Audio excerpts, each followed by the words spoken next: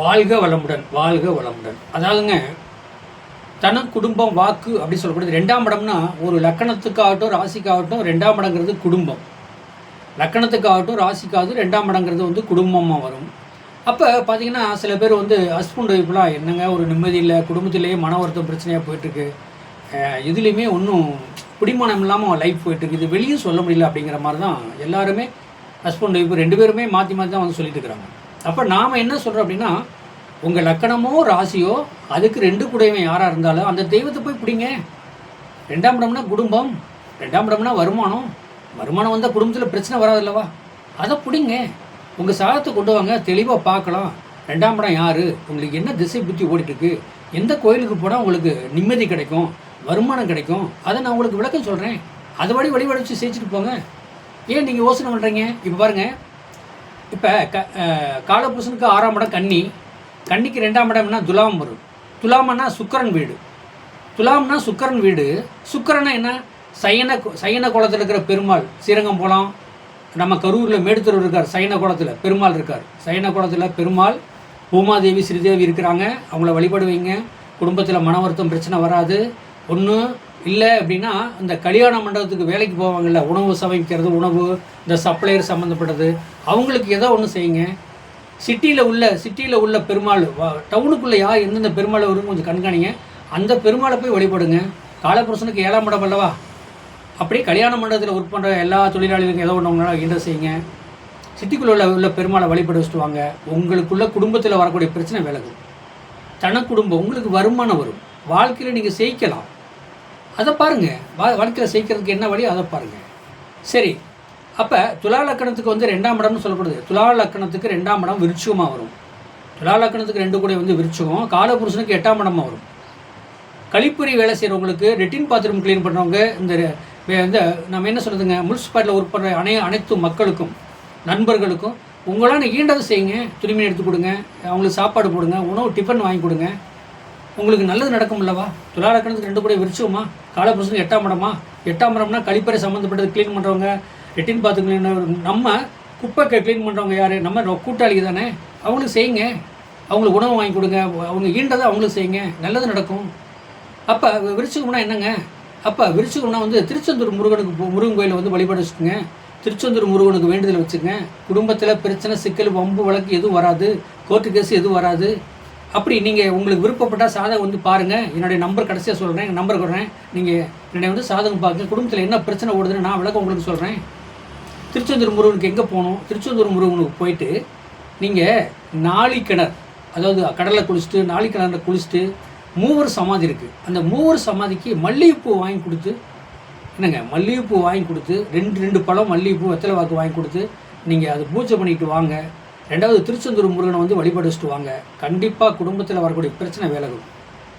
துலா லக்கணம், துலா ராசிக்கு 2 கூட வந்து விருச்சிகம், காலபுருஷனுக்கு 8ஆம் இடம். இதை பிடிங்க. குடும்பத்தில் எந்த பிரச்சனையும் வராது. விருச்சிக லக்கணத்துக்கு 2ஆம் இடம் சொல்லப்படுறது வந்து குரு வீடாக வருது. காலபுருஷனுக்கு 9ஆம் இடம் தனுசு வீடாக வருது. அப்போ அந்த தனுசு வீடு 2ஆம் இடம் வரும்போது எப்படின்னா 9 நவக்கிரகத்தில் இருக்கிற குரு பகவான் தட்சணாமூர்த்தி இல்லை. தட்சணாமூர்த்திங்கிறது வந்து 63 நாயமார்களுக்கும் தீட்சம் கொடுத்தவர் சிவன் அவரே. ஆனால் குரு வேறு, தட்சணாமூர்த்தி வேறு. அப்போ 9 நவக்கிரகத்தில் குரு பகவானுக்கு வியாழக்கிழமை அன்னைக்கு ஒரு மஞ்சள் வஸ்திரம், ஒரு சுண்டக்கல்ல மாலை, நெய்த்தியும் போட்டுவாங்க. குருமார்களை சந்திங்க. 18 சித்திரை, ஒரு சித்திரை நீங்கள் பிடிச்சிங்க ரெகுலராக. குடும்பத்தில் பிரச்சனை, சிக்கல், கோர்ட்டு கேஸு அலைகிறீங்க. இதனால் வந்து வம்பு வழக்கு எனக்கு ஒன்றும் புரியல, என்னுடைய குடும்பத்தில் உள்ளவங்களும் என்னை புரிஞ்சுக்க மாட்டேங்கிறாங்க, குடும்பத்தில் வம்பு வழக்கு போயிட்டுருக்கு, இதனால் என்ன செய்யுதுன்னு எனக்கு புரியல, இதை தப்பான முடிவுக்கு போகிறாங்க. ஏன் போகிறீங்க? விருச்சிக லக்கணத்துக்கு 2 கூட வந்து குரு 18 சித்திரமார்களை பிடிங்க. இப்போ கரூரில் நம்ம வந்து நிரூர் சதாசிவ பரமாத்மா அவரை பிடிங்க. வியாழக்கிழமைக்கு போங்க, வழிபாடு வச்சுட்டு வாங்க. கண்டிப்பாக உங்கள் குடும்பத்தில் இருக்கிற பிரச்சனை முடியுங்க. ஏங்க கோர்ட்டு கேஸுன்னு இருக்கிறவங்களும் பிரிஞ்சு வாழ்ந்தவங்களும் நான் சொல்லி 2 சாதத்தில் சொல்லி நீங்கள் புருஷன் இங்கே போங்க அப்படி சொல்லி போய் வழிபாடு வச்ச பின்னாடி அவங்களுக்கு குழந்தை பாய்க்கு கிடச்சிதுங்க. குழந்தை வாரிசு கிடச்சி வாழ்ந்துட்டு இருக்கிறாங்க. அவங்க 100 பேர் சொல்லிட்டு இருக்கிறாங்க. அண்ணன் சோசியர் மணிவேல்கிட்ட போங்க, இவர் விளக்கம் ஒன்றும். குடும்பம் எதை பாருங்க, குடும்பமாக இருந்தாலும் சரி, எந்த இதாக இருந்தாலும் சரி, நீங்கள் சாதகம் வந்து பாருங்கள். உங்களுக்கு இறைவன் உங்கள் குலதெய்வம் ஏன் வழியில் வந்து உங்களுக்கு சொல்லிக் கொடுக்குங்க. வாழ்க்கை ஜெயிக்கிறதுக்கு வாழுங்க. ஏன் இந்த கலியுகத்தில் வந்து ஏன் வந்து மனசுலேயே வந்து ஒரு ஒன்று எது ஹஸ்பண்ட் ஒய்ஃபில் பிரச்சனை அதை ஏன் உண்டு பண்ணுறீங்க? வெளியில் வாங்க, வெளியில் வந்து தெரிஞ்சுக்குங்க. ஏன் குடும்பம்னா என்ன, வாழ்க்கைன்னா என்ன, இனி எப்படி வாழணும், யாரை பிடிக்கணும், எப்படி செய்யணும்னு அதை கண்டுபிடிங்க. கண்டிப்பாக செய்யலாம். ரெண்டாவது வந்து தனுசுக்கு 2ஆம் இடங்கிறது மகரமாக வருது. மகரம் அப்படி சொல்லப்படுது, இந்த முதலைகளுக்கெல்லாம் நீங்கள் தீனி வாங்கி கொடுங்க. உங்கள் குடும்பத்தில் பிரச்சனையாக வம்பு வழக்கு பிரச்சனை ஓடிட்டு இருக்கா, கோர்ட்டு கேஸுன்னு போதா, அப்போ இது என்ன சொல்லுதுங்க, அப்போ வருமான தடை கொடுக்குதா, அந்த அந்த என்ன சொல்லுது, தனுசுக்கு 2ஆம் இடம் சொல்லப்படுது, காலபுருஷனுக்கு 10ஆம் இடம் மகரம். அதை எப்படின்னா அது ஒரு நீர் கிரகம் தான், நீர் சம்மந்தப்பட்டது தான், நில நீர் எல்லாம் கலந்தது தான். இருந்தாலும் வந்து முதலைக்கு செய்யுங்க, முதலை பண்ணைக்கு போங்க, அதுக்கு உண்டானதை பண்ணி கொடுங்க. தெக்குமுனை இருக்க கற்பனைக்கு வழிபட வச்சுட்டு வாங்க. தெக்குமுனை பார்க்க கற்பனை காலபுருஷனுக்கு 10ஆம் இடங்க, காலபுருஷனுக்கு 10ஆம் இடம். அந்த வீடோட திசை தெற்கு பார்த்த திசை. அந்த தெற்கு பாச கற்பனை வழிபட வச்சுட்டு லந்தக்கோட்டையில் இருக்கிற வெளியிலேருந்து கிளவரம் லந்தக்கோட்டை தெற்கு பார்த்த கற்பனை இருக்கார்.